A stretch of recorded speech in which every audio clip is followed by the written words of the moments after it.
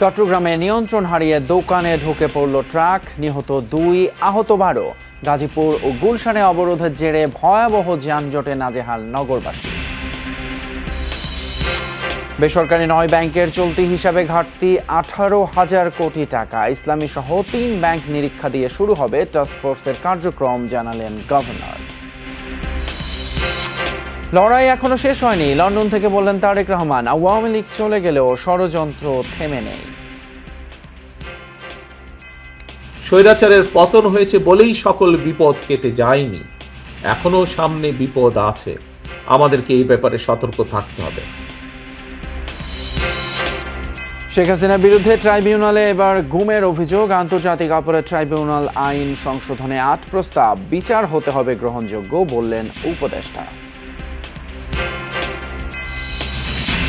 3 পার্বত্য জেলায় শেষ হলো 72 ঘন্টার সড়ক নৌ অবরোধ। খাগড়াছড়িতে চলেনি দূরপাল্লার পরিবহন। পাহাড়ে সন্ত্রাসী হামলার প্রতিবাদে ঢাকায় মশাল মিছিল।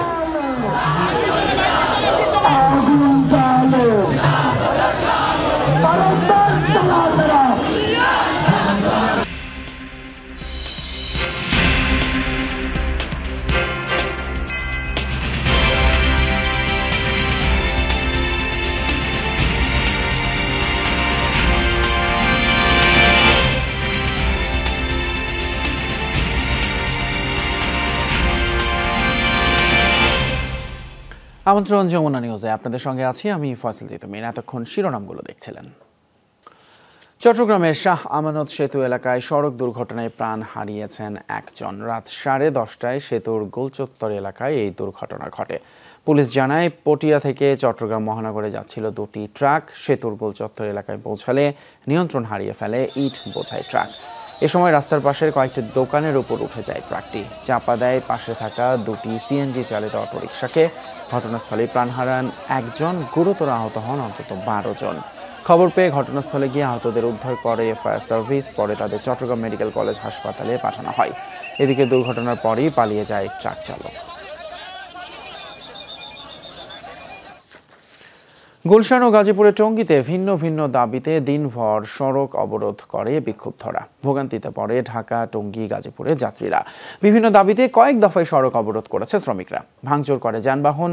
মালিকপক্ষ আর আইন শৃঙ্খলা রক্ষা বাহিনীর সদস্যরা কাজে ফেরাতে পারেনি কর্মীদের। অন্যদিকে বেসরকারি একটি প্রতিষ্ঠানের অনিয়মের অভিযোগে বিকেলে গুলশান মোড় অবরুদ্ধ করে রাখে ভুক্তভোগীরা। এতে ভয়াবহ যানজটের কবলে পড়ে গুলশান, বনানী, বাড্ডা সহ পুরো এলাকা। বকেয়া বেতনের দাবিতে অসন্তোষ। গাজীপুরের টঙ্গীতে মহাসড়ক অবরোধ করে বিক্ষোভ করে তৈরি পোশাক কারখানার শ্রমিকরা। সোমবার সকালে টঙ্গী ও ঢাকা ময়মনসিংহ মহাসড়কে অবরোধ করে ওই এলাকার শ্রমিকরা। এ সময় বেশ কয়েকটি যানবাহনে ভাঙচুর চালায় তারা। যদি বলা হয় যে অসুস্থ, তাহলে অনেক খারাপ ব্যবহার করে, গালাগালি করে। স্টাফের ব্যবহার খুবই খারাপ। মাঠে নামে আশুলিয়া শিল্পাঞ্চলের কয়েকটি কারখানার শ্রমিকরাও মাসিক 25,000 টাকা বেতন ও 15% বেতন বৃদ্ধির দাবিতে বিক্ষোভ করে তারা।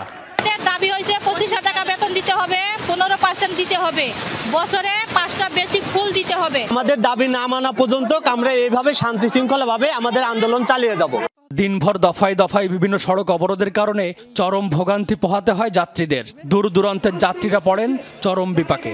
বাসায় যেতে পারতেছি না, 6 ঘন্টা মহাখাল চলাইছি।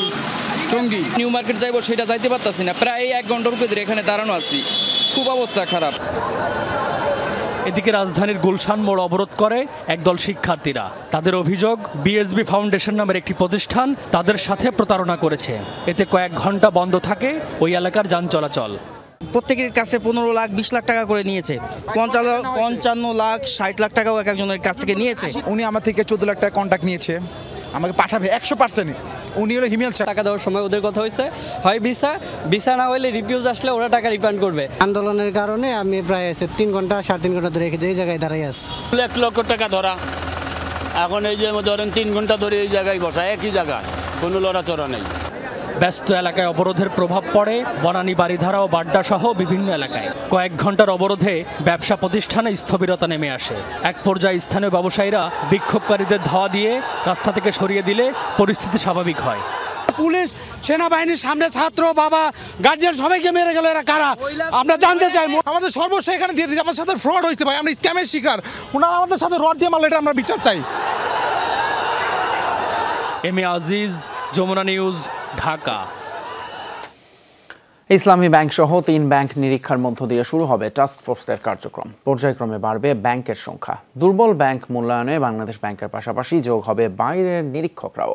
সহায়তা নেওয়া হবে বিদেশি বিশেষজ্ঞদের। সন্ধ্যায় ব্রিফিংয়ে এসব কথা বলেন বাংলাদেশ ব্যাংকের governor doctor Ahsan H Mansur. তিনি বলেন, মোট খেলাপি ঋণের মধ্যে অর্ধেকই আটকে আছে অল্প কিছু মানুষের কাছে।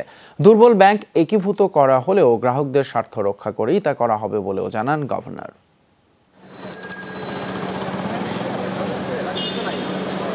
গত 1.5 দশকে সবচেয়ে বেশি লুটপাটের শিকার হয়েছে শরিয়া ভিত্তিক ব্যাংকগুলো, যে কারণে দুর্বলের তালিকায়ও শীর্ষে এসব ব্যাংক।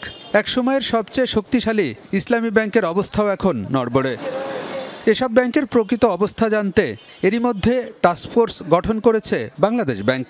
সংবাদ সম্মেলনে গভর্নর জানান, 3টি ব্যাংক নিয়ে শুরু হচ্ছে এই টাস্কফোর্সের প্রথম নিরীক্ষা কার্যক্রম।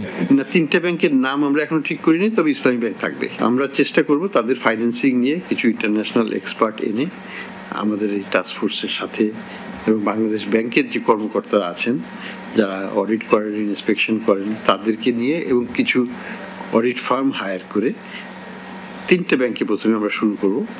নামে বেনামে ব্যাংকিং খাত থেকে টাকা বের করে নিয়েছে দুর্বৃত্তরা। খেলাপি ঋণের অর্ধেকই আটকে আছে অল্প কিছু মানুষের কাছে। তবে ব্যাংক একীভূতকরণের চিন্তা থাকলেও চূড়ান্ত কোনো সিদ্ধান্ত নেওয়া হয়নি বলেও জানান গভর্নর। কিছু ব্যাংকের টাকা ডিপোজিটররা তুলে অন্য ব্যাংকে রাখছে, অন্য ব্যাংকের তারল্য আছে, এই ব্যাংকের তারল্যটা নাই। আমরা চাচ্ছি একটু সমতা নিয়ে আসতে। গ্যারান্টিটা দিচ্ছি যে তোমরা দাও, যদি তারা না পারে আমরা বাংলাদেশ ব্যাংক তোমাদের টাকা ফেরত দিয়ে দেবো। এটা কিন্তু আমরা উইদাউট কন্ডিশন দিচ্ছি না, এবং তাদেরকে তো বড় রকমের রিফর্ম আমরা করবই। গভর্নর বলেন, সামষ্টিক অর্থনীতির স্থিতিশীলতা এখন সবচেয়ে গুরুত্বপূর্ণ। এজন্য মূল্যস্ফীতি নিয়ন্ত্রণ এবং বিনিময় হার স্থিতিশীল রাখতে কাজ করছে বাংলাদেশ ব্যাংক। পলিসি রেট আমরা একবার বাড়িয়েছি গত মাসে, আগামী এই সপ্তাহে আমরা আবার বাড়াবো। অলরেডি এক্সচেঞ্জ রেট স্টেবল আছে, স্টেবল যদি আমরা কন্টিনিউয়াসলি রাখতে পারি, 3 মাস ধরে তো স্টেবলই আছে 100 বেশি, এটা যদি আগামী আরো 6 মাস রাখতে পারি, ইনফ্লেশন অবশ্যই কমবে। ধীরে হলেও দুর্বল ব্যাংকগুলোর আর্থিক অবস্থার উন্নতি হচ্ছে, তাই গ্রাহকের আমানত ফিরে পাওয়া নিয়ে শঙ্কার কিছু নেই বলেও আশ্বাস দেন গভর্নর। একটা চিঠি পাঠিয়ে দিলাম আর আমি টাকা দিয়ে দিলাম, সেটা হচ্ছে না। আলমগীর হোসেন, যমুনা নিউজ, ঢাকা। বিএনপির ভারপ্রাপ্ত চেয়ারম্যান তারেক রহমান বলেছেন, অন্তর্বর্তীকালীন সরকারকে রাজনৈতিক অধিকার প্রতিষ্ঠা নিশ্চিত করতে হবে। স্বৈরাচারের প্রেতাত্মারা বসে নেই, তারা ষড়যন্ত্র চালিয়ে যাচ্ছে, সব ষড়যন্ত্র রুখে দিতে হবে। তিনি বলেন, বাংলাদেশকে সম্ভাবনাময় দেশ হিসেবে প্রতিষ্ঠা করতে রাজনৈতিক সরকার প্রয়োজন। বিকেলে কিশোরগঞ্জ জেলা বিএনপি আয়োজিত জুলাই আগস্ট আন্দোলনে হতাহতদের সহায়তা ও গণসমাবেশে প্রধান অতিথির বক্তব্যে তিনি এসব কথা বলেন। আহমেদ শাহিনের ক্যামেরায় মাহবুবুর রহমান রিপনের প্রতিবেদন। প্রায় 10 বছর পর কিশোরগঞ্জে বিএনপির বাধাহীন বড় জমায়েত। নেতাকর্মীদের উচ্ছ্বাস ছিল দেখার মতো। মাথায় নানা রঙের কাপড় বেঁধে দলীয় পতাকা উড়িয়ে মিছিল নিয়ে 13টি উপজেলা থেকে নেতাকর্মীরা উপস্থিত হয় পুরাতন স্টেডিয়ামে। বিকেল 4টার দিকে পুরোপুরি ভরে যায় মাঠ। শুরুতেই বক্তব্য দেন স্থানীয় নেতারা, পরে বিএনপি চেয়ারপারসনের উপদেষ্টা ফজলুর রহমান ও বিএনপির স্থায়ী কমিটির সদস্য নজরুল ইসলাম খান দলীয় নেতাকর্মীদের উদ্দেশ্যে নানা নির্দেশনা দেন। দেশ নেত্রী আসবেন, দেশ নায়ক তারেক রহমান আসবেন, এই দেশে রাজনৈতিক যুদ্ধ হবে, নির্বাচন হবে, ধানের শীষ আমরা জিতব বাংলাদেশে। আমাদের নেতা জনাব তারেক রহমান সারা দেশে সব জায়গায় আমাদের সব দলকে নির্দেশ দিয়েছেন, তারাই কিশোরগঞ্জের মতো তারাও যার যার এলাকায় যারা শহীদ, যারা আহত, তাদের পাশে দাঁড়াবেন। সবশেষে প্রধান অতিথি বিএনপির ভারপ্রাপ্ত চেয়ারম্যান তারেক রহমান বক্তব্যের শুরুতেই ছাত্র জনতার আন্দোলনে নিহত ও আহতদের প্রতি সমবেদনা জানান। তিনি বলেন, লড়াই এখনো শেষ হয়নি, আওয়ামী লীগ চলে গেলেও ষড়যন্ত্র থেমে নেই। স্বৈরাচারের পতন হয়েছে বলেই সকল বিপদ কেটে যায়নি। এখনো সামনে বিপদ আছে, আমাদেরকে এই ব্যাপারে সতর্ক থাকতে হবে। এ সময় তারেক রহমান বলেন, দেশে রাজনৈতিক সরকারই পারবে দেশকে সামনে এগিয়ে নিতে। গত 17 বছর যারা বিএনপির সাথে আন্দোলন সংগ্রামে ছিল তাদের সবাইকে নিয়েই রাষ্ট্র গঠনের কথা বলেন তিনি।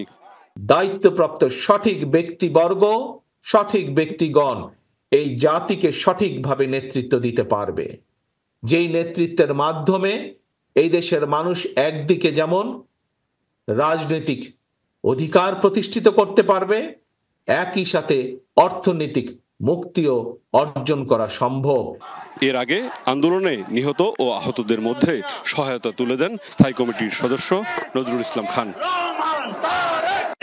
গত 17 বছরে নানা চড়াই উতরাই পেরিয়ে দলের নেতাকর্মীদের যে বন্ধন তৈরি হয়েছে সেই বন্ধন যাতে কেউ নষ্ট করতে না পারে সেদিকে সজাগ থাকার আহ্বান জানালেন বিএনপির ভারপ্রাপ্ত চেয়ারম্যান তারেক রহমান। মাহবুবুর রহমান রিপন, যমুনা নিউজ, কিশোরগঞ্জ।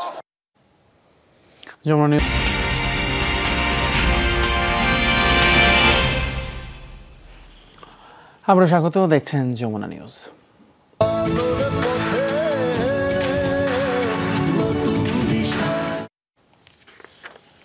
ভারতের স্বরাষ্ট্রমন্ত্রী অমিত শাহর বাংলাদেশিদের নিয়ে আপত্তিকর বক্তব্যে তীব্র নিন্দা ও ক্ষোভ জানিয়েছে পররাষ্ট্র মন্ত্রণালয়। রাতে ঢাকায় ভারতের ডেপুটি হাই কমিশনারের কাছে প্রতিবাদ নোট হস্তান্তর করা হয়। ভবিষ্যতে ভারত সরকারকে রাজনৈতিক নেতাদের নিয়ে এই ধরনের আপত্তিকর মন্তব্য থেকে বিরত থাকার আহ্বান জানানো হয়। বলা হয়, প্রতিবেশী দেশের নাগরিকদের বিরুদ্ধে এই ধরনের মন্তব্য দুদেশের মধ্যে পারস্পরিক শ্রদ্ধা ও বোঝাপড়ার চেতনাকে ক্ষুণ্ণ করে। বাংলাদেশের জনগণ ভারতের কাছ থেকে এ ধরনের বক্তব্য প্রত্যাশা করে না বলেও জানানো হয়।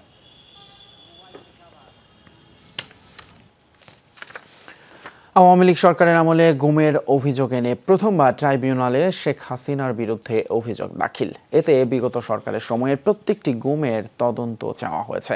এদিকে পুলিশের এপিসি থেকে ফেলে দেয়া ও গুলিতে নিহত ইয়ামিন হত্যার ঘটনায় শেখ হাসিনা সহ ৭৮ জনের বিরুদ্ধে অভিযোগ দাখিল হয়েছে।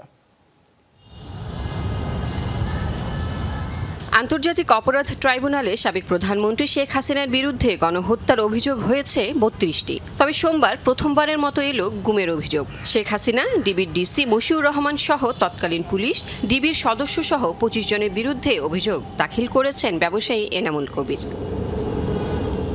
অভিযোগে তিনি বলেন, ২০১৮ সালের ১৭ নভেম্বর নিজ ব্যবসা প্রতিষ্ঠান থেকে তুলে নিয়ে যায় ডিবির সদস্যরা। ২৬ নভেম্বর পর্যন্ত তার কোনো খবর পাননি পরিবারের সদস্যরা। এরপর ব্যবসায়িক প্রতিষ্ঠানে বিস্ফোরক রেখে রাষ্ট্রবিরোধী মামলা দেয়া হয় তার বিরুদ্ধে। প্রায় ৬.৫ মাস কারাগারে ছিলেন তিনি। বর্ণনা করেন সে সময়ের নির্যাতনের কথা। কালো টুপি পরিয়ে এবং হাত বেঁধে, হাত পিছনে বেঁধে বিভিন্ন সময় বিভিন্ন রুমে গিয়ে টর্চার করেছে, মেরেছে। ডিসি মশিউর নিজে আমাকে তার পায়ে পরিহিত বুট দিয়ে আমার এই মাথায় আঘাত করেছে। আমাকে নির্যাতন করে তো কাহিল করে ফেলছে। এরপরে ২ জন ডিবির ঘাড়ে ভর করে আমাকে তার রুমে নিয়ে গেছে। অভিযোগে ২০০৯ থেকে ২৪ পর্যন্ত গুমের ঘটনার তদন্ত ও বিচারও চাওয়া হয়েছে। সবগুলো গুমের ঘটনার তদন্ত উনি চেয়েছেন এবং বিচারও এখানে প্রার্থনা করেছেন। আমরা এটা যাচাই বাছাই করে মামলায় ফর্মুলেট করার সময় কিভাবে করবো সেটা আমরা সিদ্ধান্ত নেব। বাকিটা আমরা আইনগতভাবে ভেবে চিন্তে পদক্ষেপ গ্রহণ করব। এদিকে পুলিশের এপিসি থেকে ফেলে দেয়া ও গুলিতে নিহত ইয়ামিন হত্যার ঘটনায় সাবেক প্রধানমন্ত্রী সহ ৭৮ জনের বিরুদ্ধে গণহত্যার অভিযোগ দায়ের হয়েছে আন্তর্জাতিক অপরাধ ট্রাইব্যুনালে। Lovely Bithi, Jamuna news, Dhaka. GPH Quantum B600TR বাংলাদেশের উচ্চ শক্তি সম্পন্ন একমাত্র রড। আন্তর্জাতিক অপরাধ ট্রাইব্যুনাল আইন ১৯৭৩ সংশোধনে ৮টি প্রস্তাব তুলে ধরা হয়েছে। রাজধানীর বিচার প্রশাসন প্রশিক্ষণ ইনস্টিটিউটে সংশোধন বিষয়ক মতবিনিময় সভায় এই প্রস্তাব তুলে ধরা হয়। এ সময় আইন, বিচার ও সংসদ বিষয়ক উপদেষ্টা ডক্টর আসিফ নজরুল বলেন, বিচারে স্বচ্ছতা, জবাবদিহিতা ও আন্তর্জাতিক মান বজায় রাখতে বিশিষ্টজনদের মতামত বিবেচনা করা হবে। শেখ হাসিনা সরকারের পতনের পর জুলাই আগস্টে সংঘটিত হত্যার বিচার চাইতে আন্তর্জাতিক অপরাধ ট্রাইব্যুনালে একের পর এক হচ্ছে মামলা। তবে প্রশ্ন উঠে বিদ্যমান আইনে বিচার সম্ভব কিনা। আইন মন্ত্রণালয় এরই মধ্যে কিছু সংশোধনী আনার উদ্যোগ নিয়েছে। সেগুলো নিয়ে মতবিনিময় সভায় বিশিষ্টজনরা তাদের মতামত তুলে ধরেন। আমরা বাংলাদেশের পলিটিক্যাল পার্টিগুলোর বিরুদ্ধে যেভাবে এটা সিস্টেম্যাটিকলি হয়েছে সেটাকে আমরা ওই ডেফিনেশনে এখন ফেলতে পারবো। আমাদের হাতে যথেষ্ট পরিমাণ ডেটা আছে বলে আমি মনে করি। আর কোনো শাসক যদি যেন না ভাবে যে আমি এইভাবে করে গণহত্যা চালিয়ে আমি পার পাবো, সেইটার জন্য অ্যাকচুয়ালি জুলাই এবং আগস্টে যা হয়েছে তার অত্যন্ত কড়া শাস্তি হওয়া উচিত। উইটনেস রাইটস কতটুকু আছে, উইটনেস প্রোটেকশন কতটুকু আছে, এখন যারা উইটনেস দিবে তারা নেক্সট ডে কি হবে, এদেরকে মেরে ফেলা হবে? International lawyers to represent them, very positive, but it should also be available to the prosecution. তবে রাজনৈতিক দল নিষিদ্ধ সহ বেশ কিছু ইস্যুতে দ্বিমত জানান কেউ কেউ। যে আইনগুলো গণবিরোধী সেই আইনগুলো ওইখান থেকে সরিয়ে দেন। যে নির্দেশনাগুলো অ্যাপেলেট ডিভিশনের ছিল, অ্যাপেক্স কোর্টের ছিল, সেটা যাতে ইমপ্লয়েড হয় সেই ব্যবস্থাটা করলে পরে কিন্তু এগুলো সবই হয়। পাবলিশড ম্যাটেরিয়ালের সাথে আবার গিয়ে কিছু স্টোরড ম্যাটেরিয়াল, নন পাবলিশড ম্যাটেরিয়ালকে যোগ করে দিচ্ছি। সো নন পাবলিশড ম্যাটেরিয়াল কিন্তু উইদাউট ফর্মাল প্রুফ কোর্ট আসলে অ্যাকসেপ্ট করাটা বোধহয় ফেয়ার হবে না। আমরা কি লাস্ট ঘটনাগুলোকে ওয়ার বলেছি কি না? ওয়ার না বললে তো আমরা কনস্টিটিউশনাল প্রোটেকশন এই আইনে পাবো না। অনুষ্ঠানে বিগত সরকারের প্রশ্নবিদ্ধ নির্বাচনগুলোও মানবতা বিরোধী অপরাধ হিসেবে গণ্য করার আহ্বান জানান ইসি সংস্কার কমিশনের প্রধান ডক্টর বদিউল আলম মজুমদার।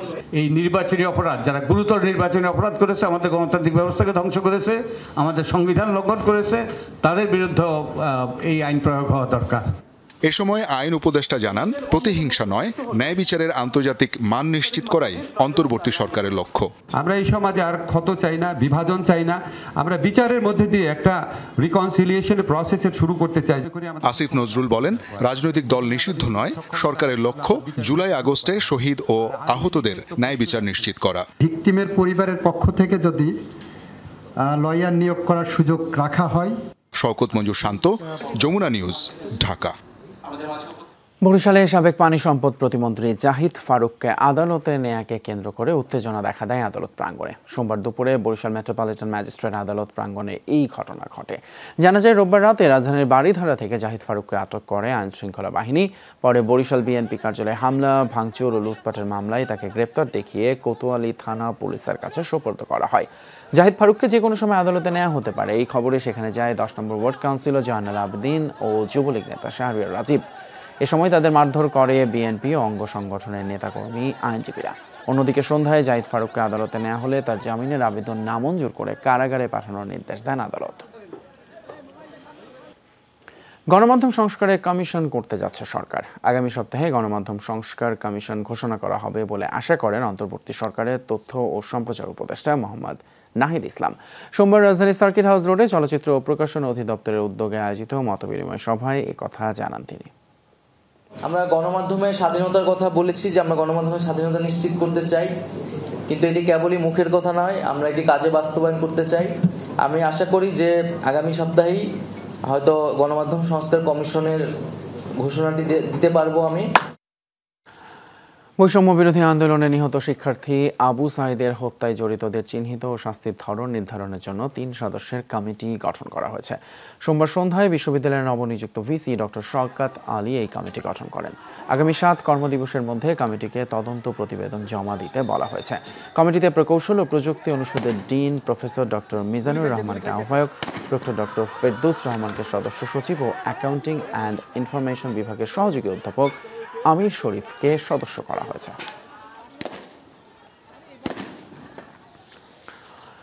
বগুড়ায় ছাত্র আন্দোলনের সময় গুলিতে আহত স্কুল ছাত্র জুনায়েদ ইসলাম রাতুলের জানাজা অনুষ্ঠিত হয়েছে। বিকেলে কেন্দ্রীয় শহীদ মিনারে তার জানাজা অনুষ্ঠিত হয়। এই জানাজায় বিভিন্ন শ্রেণী পেশার মানুষ অংশ নেন।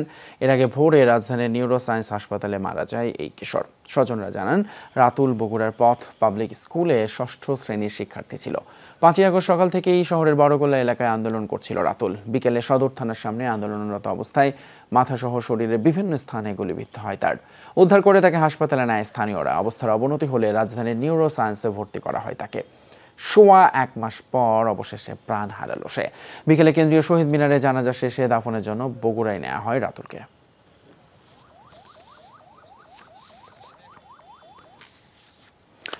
ছাত্র শিবির ইস্যুতে আলোচনার ঝড় বইছে সামাজিক যোগাযোগ মাধ্যম সহ দেশ জুড়ে। ঢাকা বিশ্ববিদ্যালয় শিবির সভাপতি পরিচয়ে সাদিক কায়েমের ফেসবুক স্ট্যাটাসের পর মূলত আলোচনা সমালোচনা শুরু হয়। সবশেষ SM ফরহাদ খোলাসা করেন একই বিশ্ববিদ্যালয়ে শিবিরের সাধারণ সম্পাদক তিনি। বৈষম্য বিরোধী ছাত্র আন্দোলনে তাদের পরিচয় গোপন করাকে ভিন্ন চোখে দেখছেন অনেকে। আর ফরহাদ ছাত্রলীগের পদধারী বলেও দাবি করেন কেউ কেউ, তবে অস্বীকার করেছেন ফরহাদ। কোটা সংস্কার আন্দোলনে সক্রিয় ভূমিকা পালন করেন সাদিক কায়েম। সামনের সারির সমন্বয়কদের সাথেও দেখা যায় তাকে। সংবাদ সম্মেলনের টেবিল থেকে প্রধান উপদেষ্টার বাসভবন সবখানেই ছিল তার উপস্থিতি, কিন্তু কেউ বুঝতেই পারেনি এই সাদিক কায়েম শিবিরের রাজনীতির সাথে জড়িত। গত শনিবার এক ফেসবুক স্ট্যাটাসের পর নিজেকে ঢাকা বিশ্ববিদ্যালয়ে ছাত্র শিবিরের সভাপতি হিসেবে পরিচয় দেন সাদিক কায়েম। তার এই পোস্টের পর আলোচনা সমালোচনার ঝড় বয়ে যায় নেট দুনিয়া সহ সর্বত্র। সাদিক কায়েমকে কাছ থেকে দেখেছেন, একসাথে থেকেছেন এমন অনেকেই বিস্ময় প্রকাশ করেন যে তারাও বুঝতে পারেননি সাদিক শিবির নেতা। নেটিজেনদের অনেকেই পরিচয় গোপন রেখে আন্দোলনের ভূমিকাকে নেতিবাচক হিসেবে ব্যাখ্যা করেন।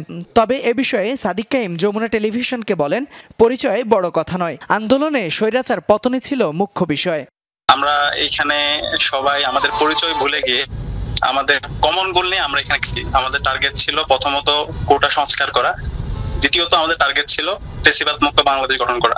তো এই ক্ষেত্রে আমরা মনে করেছি আমাদের পরিচয় যদি আমরা এখানে নিয়ে আসি, এখানে ফ্রাকশন হইতে পারে, দ্বিধা বিভক্তি হইতে পারে। তো সেই কারণে আমরা আমাদের পরিচয়গুলো সামনে নিয়ে আসি নাই।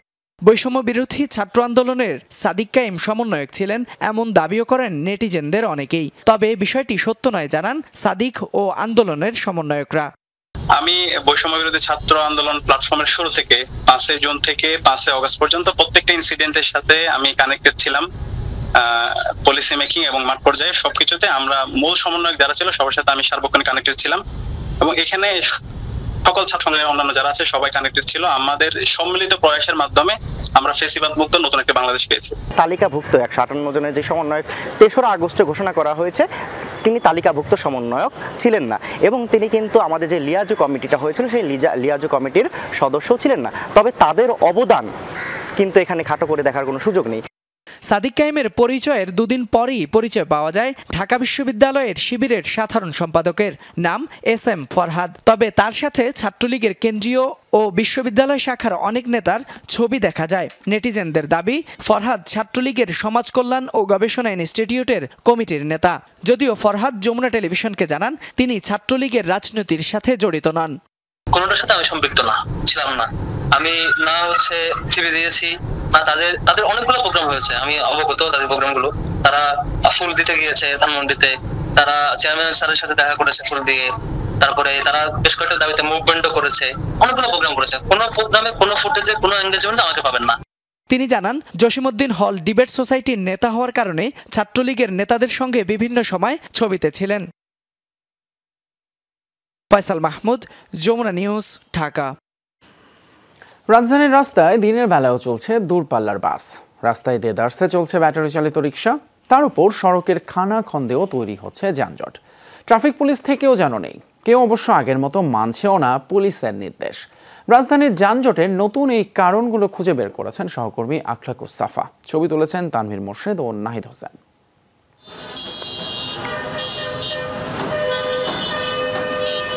অফিস ছুটি হয় বিকেলে, সন্ধ্যা পেরিয়ে রাত হতে চললেও মোড়ে মোড়ে ঠায় দাঁড়িয়ে যানবাহন। বুধবার সন্ধ্যা 7:30টায় রাজধানীর কারওয়ানবাজার মোড়ের চিত্র এটি। আটকে থাকা যানবাহনের আরোহীদের জানার উপায়ই নেই কখন পৌঁছাবেন গন্তব্যে।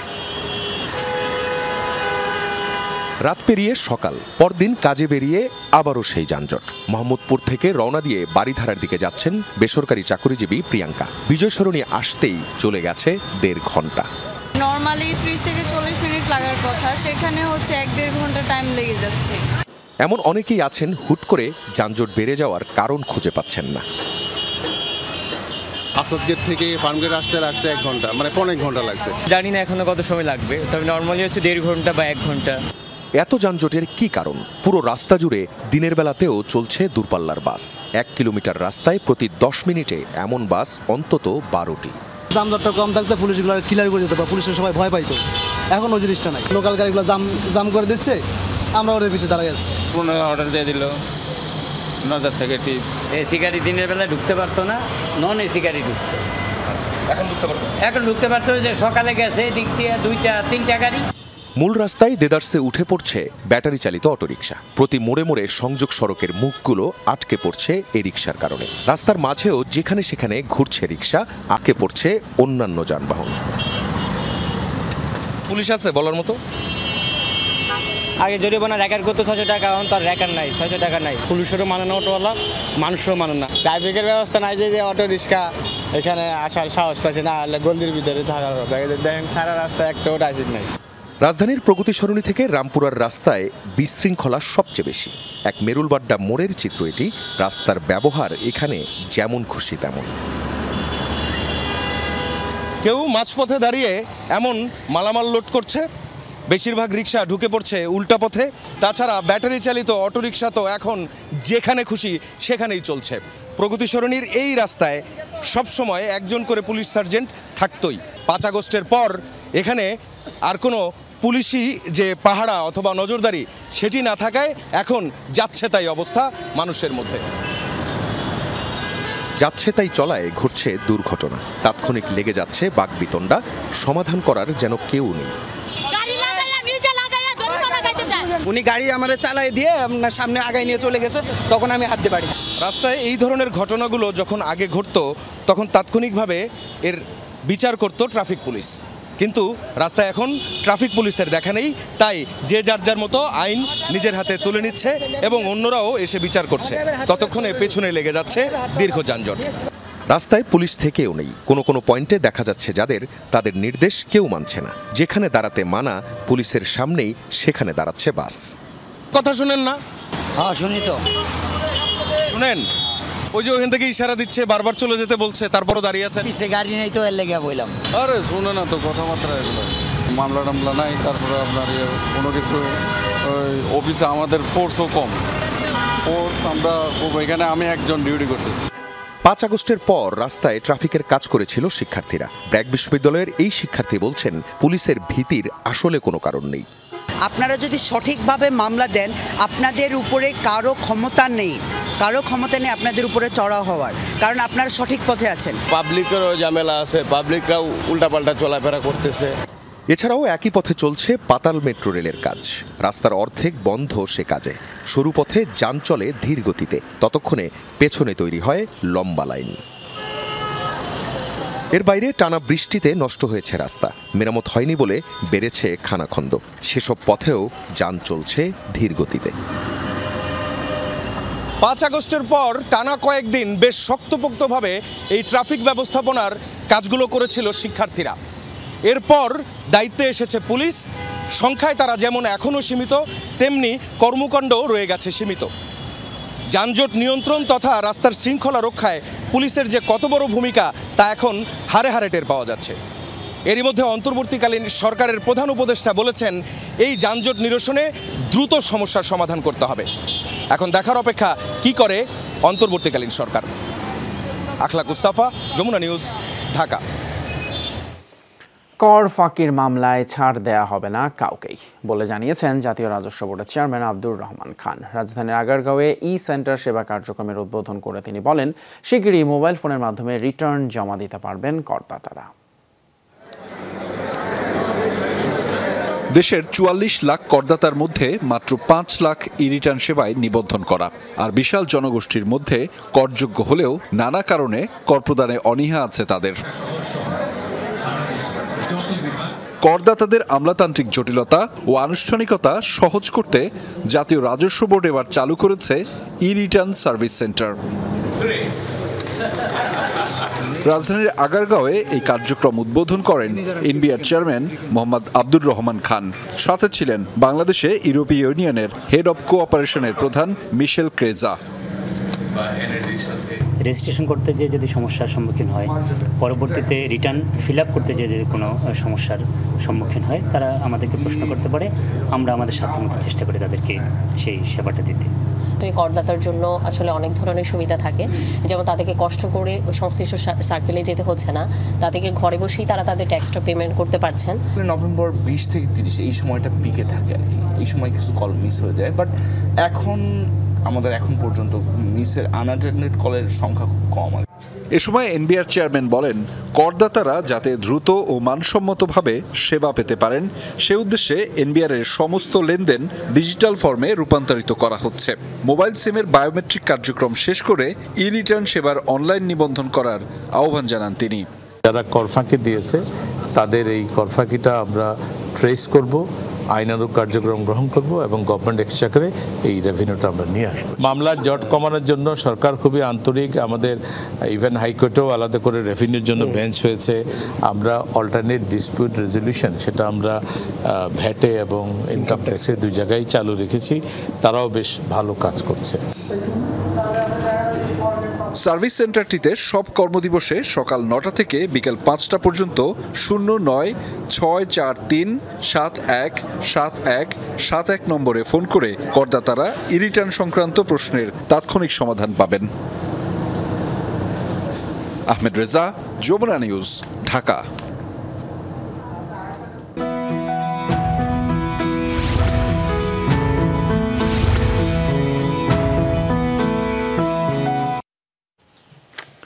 জাতিসংঘ সাধারণ পরিষদের ৭৯তম অধিবেশনে যোগ দিতে নিউ ইয়র্কের পথে রয়েছে বাংলাদেশের প্রধান উপদেষ্টা ডক্টর মোহাম্মদ ইউনূস। ভোরে একটি ফ্লাইটে ঢাকা ছাড়েন তিনি। এরই মধ্যে বিভিন্ন দেশের রাষ্ট্রপ্রধানরা অধিবেশনে যোগ দিতে মার্কিন যুক্তরাষ্ট্র যেতে শুরু করেছেন। যুদ্ধ, সংঘাত, বৈশ্বিক অস্থিরতা, অভ্যন্তরীণ রাজনীতি, অর্থনৈতিক সংকট, নানা বিষয়ে আলোচনা শেষে সমাধানের পথও বের করার চেষ্টা করবেন বিশ্ব নেতারা। তবে অন্যান্য বছরের চেয়ে এবার ডক্টর মোহাম্মদ ইউনূসের কারণে বাংলাদেশ বিশেষ গুরুত্ব পাবে বলে মনে করছেন বিশ্লেষকরা। রাজনৈতিক বিশ্লেষকরা আরও বলছেন, বর্তমান রাজনৈতিক প্রেক্ষাপটে জো বাইডেন আর ডক্টর মোহাম্মদ ইউনূসের বৈঠকটি বাংলাদেশের জন্য সবচেয়ে গুরুত্বপূর্ণ। এই বৈঠকে বাংলাদেশের নানান সমস্যার সমাধানের পথ বের হতে পারে।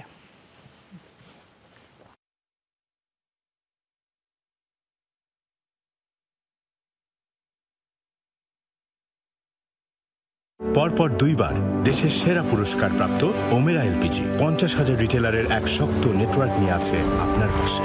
ওমেরা এলপিজি, দেশের সেরা এলপি গ্যাস। শিল্প অধ্যুষিত এলাকার মাটিতে অতিমাত্রায় ভারী ধাতুর উপস্থিতি পাওয়া গিয়েছে, যার ফলে সেসব এলাকায় উৎপাদিত সবজিতেও মিলেছে ক্যান্সার হতে পারে এমন উপাদান। বিশেষ করে আলু, লাল শাক, বেগুন আর শসায় পাওয়া গেছে অতিমাত্রায়। গবেষণা প্রতিবেদন প্রকাশ করে এই তথ্য জানিয়েছে নিরাপদ খাদ্য কর্তৃপক্ষ। যমুনা নিউজকে গবেষকরা বলেন, পুরো দেশের মাটির অবস্থা নিয়ে বড় পরিসরে গবেষণার সময় এসেছে। শিল্প কারখানা অধ্যুষিত ঢাকা, নারায়ণগঞ্জ, গাজীপুর আর জামালপুর, শেরপুর ও ময়মনসিংহ অনেকটা কৃষি নির্ভর এলাকা। এসব স্থান থেকে 9 ধরনের সবজির নমুনা নিয়ে গবেষণা করেছে নিরাপদ খাদ্য কর্তৃপক্ষ। উদ্দেশ্য ছিল কোন ধরনের মাটিতে কি কি ভারী ধাতু এবং সেখানে উৎপাদিত ফসলে এর পরিমাণ কেমন সেটা জানা। গবেষণায় এসেছে, শিল্প কারখানা যেখানে বেশি সেসব এলাকায় উৎপাদিত লাল শাক, বেগুন, আলু, টমেটো, পটল, শসা, বাঁধাকপি, ঢেঁড়স আর শিমের মধ্যে আর্সেনিক, ক্যাডমিয়াম, ক্রোমিয়াম আর সীসার পরিমাণ উদ্বেগজনক। অন্যদিকে শিল্প অধ্যুষিত নয় এমন এলাকায় শাকসবজির মধ্যে ওইসব ধাতুর হার অনেক কম। আমরা শুধুমাত্র লাল শাক খাই না, যেটা আমাদের এস্টিমেটেড ক্যান্সার রিস্ককে আরও বাড়ায় দেবে। তো এই যে হেভি মেটালগুলো যেগুলো প্রত্যেকটার ক্ষেত্রে আমরা পেয়েছি, তার মধ্যে যে আর্সেনিক, ক্যাডমিয়াম, লেড, ক্রোমিয়াম, এই 4টা হেভি মেটালই আমাদের আসলে মেজর কনসার্নের জন্য এই হেভি মেটালগুলোর যে পরিমাণগুলো আছে, এই পরিমাণগুলো আর একটু লার্জ স্কেলে আসলে করা দরকার। নিরাপদ খাদ্য কর্তৃপক্ষের অর্থায়নে গবেষণাটি করেছে বাংলাদেশ কৃষি বিশ্ববিদ্যালয়ের গবেষক দল। প্রশ্ন ছিল, সবজিতে কিভাবে মিলছে ক্ষতিকর উপাদানগুলো। যে আর্সেনিকের কন্টামিনেশন বেশি হয় যখন আমরা এই যে ইরিগেশন ওয়াটার বেশি পরিমাণে উইথড্র করছি, সেটা যখন দিচ্ছি, এই ইরিগেশন ওয়াটারের মধ্যে যদি আর্সেনিক থাকে তাহলে সেটা মাটিতে অ্যাড হয়, মাটিতে আর্সেনিকের পরিমাণ বেড়ে যায়। অন দ্য আদার হ্যান্ড যদি ক্যাডমিয়ামের কথা চিন্তা করি, ক্যাডমিয়ামের মেজর সোর্স আমরা বলি হচ্ছে আমাদের ক্যাডমিয়াম কন্টামিনেটেড ফার্টিলাইজার যদি হয়, স্পেশালি ফসফেটিক ফার্টিলাইজার। এরকম আমার ফার্টিলাইজার যেটা আমরা ইউজ করছি, এটা যদি ক্লিন না হয়, এর মধ্যে যদি ক্যাডমিয়াম থাকে, তাহলে আমাদের সয়েলের মধ্যে ওই ক্যাডমিয়ামটা অ্যাড হবে, ক্যাডমিয়াম কন্টামিনেটেড হতে পারে। গবেষকরা বলেন, মাটি সংক্রমণের কারণে ওই ভারী ধাতু সবজি থেকে সরানোর উপায় থাকে না। Once it is getting into the food, এটা এমন কোনো প্রসেস নাই যেটার মাধ্যমে এটাকে ওইটার থেকে আলাদা করা যাবে। গবেষকরা বলছেন, সময় থাকতে সাবধান না হলে অদূর ভবিষ্যতে দেশের মাটিতে নিরাপদ খাদ্য উৎপাদন ব্যাপক ঝুঁকিতে পড়বে। তার মধ্যে উনি সেটাকে ওয়াশ করছেন। আখলাকুস সাফা, যমুনা নিউজ, ঢাকা। নারায়ণগঞ্জের রূপগঞ্জ থেকে কাপড়ে মোড়ানো অবস্থায় একজন মানুষের দেহাবশেষ উদ্ধার করেছে পুলিশ। সোমবার দুপুরে পূর্বাচল ৩০০ ফিট সড়কের একটি সেতুর নিচ থেকে দেহাবশেষটি উদ্ধার করা হয়। প্রত্যক্ষদর্শীরা জানায় দুপুরে সেতুর পাশে বসে বিশ্রাম করছিলেন সড়ক নির্মাণ কাজে নিয়োজিত শ্রমিকরা। এ সময় সেখানে কাপড়ে মোড়ানো কিছু একটা দেখতে পান এক শ্রমিক। পরে তা খুললে ভেতর থেকে বের হয়ে আসে মানুষের কঙ্কাল। খবর পেয়ে ঘটনাস্থলে গিয়ে মানবদেহের ৪০টি হাড় উদ্ধার করে পুলিশ।